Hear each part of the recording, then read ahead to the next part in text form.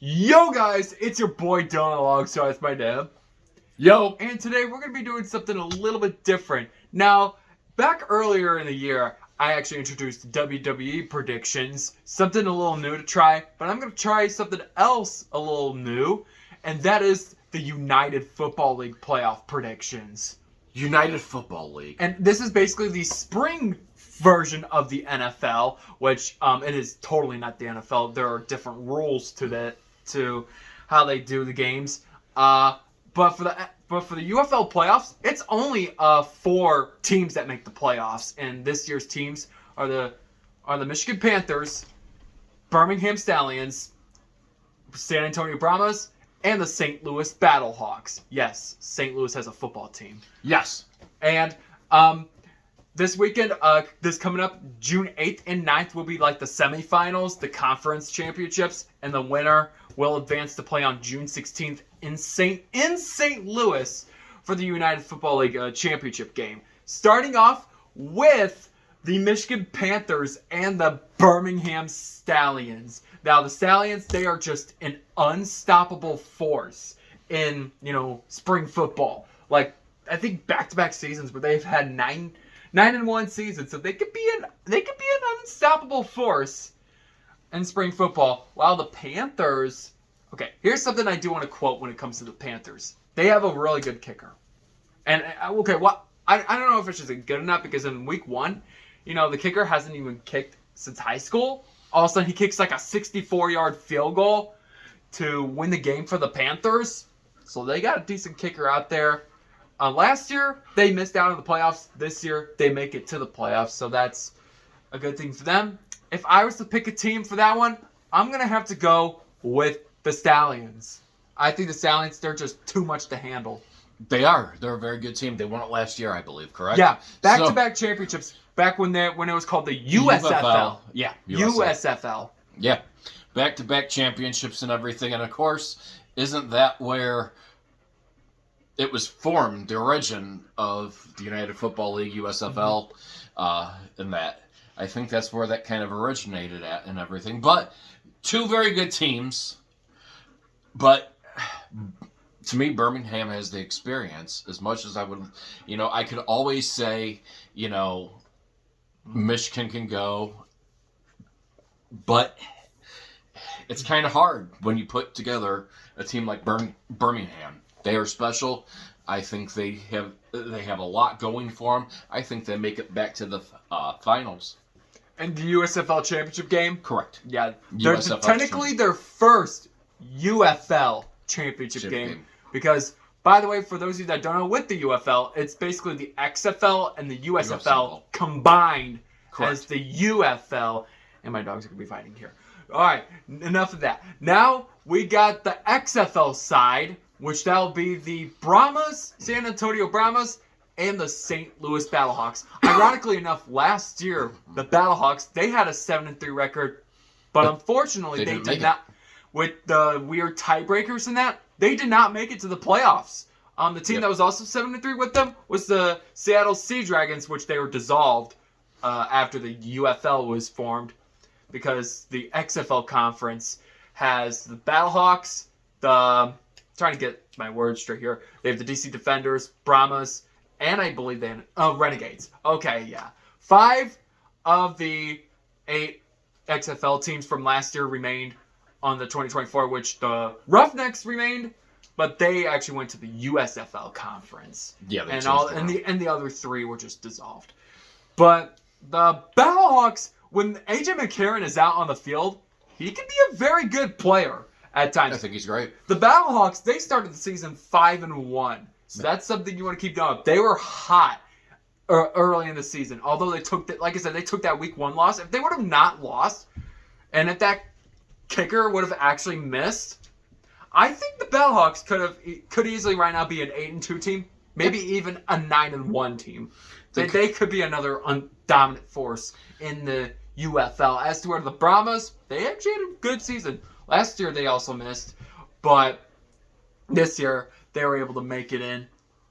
St. Louis, this is actually their first year with at least a St. Louis football team making the playoffs in 20 years. in like 2 decades. It has been a long time since St. Louis has seen postseason football, and I know St. Louis loves their football as much as I love the Battlehawks. I want to see some disappointment out of St. Louis. I want to see the Brahmas advance to the championship game. What? Are you kidding me? Yeah. You want to see the Brahmas? I think there's going to be some nerves by the Battlehawks. You know, this is where you're wrong at. This team, they have the fan. Listen, they have the fan base. They have the support. They have the team there. AJ McCarron has found a passion. You know, at the at one of the Cardinals games we went to this year, he was out there and he says some very great things. You know, he only wanted to come back if it was with the St. Louis Battlehawks. I'm glad he's found a place where he can play full-time, you know, really full-time football. Mm-hmm. And it's not that he just played at Alabama. Great guy on and off the field. This team has a lot of heart. They're from their head coaches to their staff, their training. The passion's out there. The passion is right there. They are a stud team. You know, and the Brahmas are good as well too. I can't. It's rough. This past week, the Battlehawks played the Brahmas, correct? Yeah, this week. This week, yeah. 13-12 win, barely, but I think now both of those teams actually go in there and pose a threat to one another because they kind of know where they were able to contain them at, but now where do they have to take that extra mile to contain it? So each of those two teams, since they just got done playing last, it's going to be fresh on them both to where they can knock off that opportunity. I think if the one team that can expose the weakness of the other team, and then you also have that home field crowd. Look at the crowd numbers that have been coming up. It's absolutely important to support your team. And, you know, this is where it kind of kicks in. And I think, AJ McCarron was not playing this past week. Ooh. That might be a factor. They didn't have him play the last 2 games. So is he fresh out there? You know, is he going to be able to go out there with a clean mindset, or having the 2 games off? Does that come back to bite him? Right. You know, sometimes, but I understand. You know, your QB is your biggest possession. You don't want to lose them. I can understand behind it. Seeing what they've been able to do without him, I think they're well ahead. I think AJ McCarron is the star of next week, and they're in the championship. Yep. Yeah, and I think in the game that the Battlehawks clinched the playoffs. That was another game that I think they had the backup quarterback in too. So that's another thing you want to point out. So maybe the backup quarterback has won a couple games too. He has, and I think that was off of a McCarron possible injury is why he came in. It was an injury. But, you know, to touch up on the Battlehawks attendance, like, when it comes to the UFL, all these other stadiums are, you know, less than 5 digits when it comes to their attendance and crowds and that, as to where you got St. Louis. They're like, okay, let's fill the dome up. They're filling the whole stadium, guys. Like they're wanting to show appreciation out there to St. Louis. They're like, yeah, we're going to fill this place up. And it's one of those things of, and, you know, a lot of people ask me how I can support Stan Kroenke or anything of that, what he did to the Rams and everything back when they were here. Mm-hmm. And it's not that I support Stan Kroenke. I would be as ticked as anybody else. But one thing is said in this league is it's business. It is a business. It is not a keep. Georgia Frontier did a great job while she had the Rams here. We need, you know, when they announced, when the other half was for sale and it was announced, Stan Kroenke was always a big man there because he had the financial assets to secure it. Then you had Shad Khan, who was trying before Kroenke, but they didn't know a lot about him, so they didn't want him to touch that. And there's that market gap in value of each and every team that gets put into there as well, too. And Kroenke again, Kroenke had said that he was going to take the Rams away. And he was going to bring them back to California. And I think that's the hardest thing to interpret. But don't hold any grudges. I think the Battlehawks, they're St. Louis's team. I think they are. I think, regardless of it not being, NFL, I think this is a great quality for the Battlehawks. And this is the Battlehawks' opportunity to show St. Louis, they're getting the use of the dome. This is where you guys fund it to. Give it to these people because they are playing their heart out. They are playing their heart out. Does it suck that, we've lost 2 football teams? It does. But you know what? The third team's a better victor. Mm-hmm. And so that we're announced on here, we got to go to a championship game here. Prediction. Now my prediction for the championship game, I have teams, the Brahmas going up against the Stallions. A powerhouse Stallions versus a improved Brahmas team. A 7-3 Brahmas team, by the way. And a 9-1 Stallions. Again, just firepower by the Stallions. They're basically America's spring football team. They've won back-to-back championships. Back-to-back champions. As for the Brahmas, this is actually only their second year overall. Mm-hmm. If I was to go with my gut, if the Brahmas are in this, I'm going to say the Stallions win. Stallions win the championship. That's my prediction. So I have the Stallions and Battlehawks. 2 great teams. I believe the Battlehawks lost to the Stallions. Yeah, they did. They lost the Stallions. Okay, so the Stallions, knowing that they're a confident team all the way around. You have to play air-free against the Stallions. You do.